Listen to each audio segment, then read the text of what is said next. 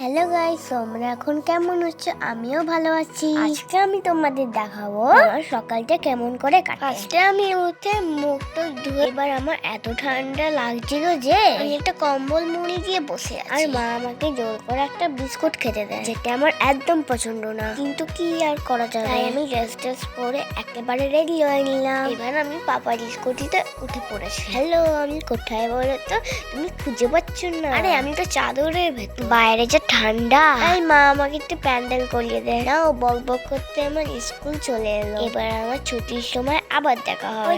আমার ছুটি হয়ে গেছে দেখো। আর আমার স্কুলের ভেতরে এত গল্প থাকে, আর মাকে বলতেই থাকি শেষ আর হয় না। এবার আমি গিয়ে দৌড়ে চলে গেলাম, টপ করে টোটো উঠে পড়লাম। না, আমার দাঁত দেখে কিন্তু কেউ ভয় পেও নেই। আমার দাঁতটা আসলে ইঁদুরে নিয়ে গেছে। আমি টোটো থেকে নেমে এক ছুটে বাড়ি চলে যাই। ও বাবা, একটু হাঁপিয়ে গেলাম। এবার আমি দেখো গুডগালের মতন স্নান করে নিলাম। কি আমাকে দেখতে ভালো লাগছে না? এবার আমি ঠাকুরকে একটু ফুল দিলাম আর নম করলাম। ব্যাস, আমার পুজো শেষ।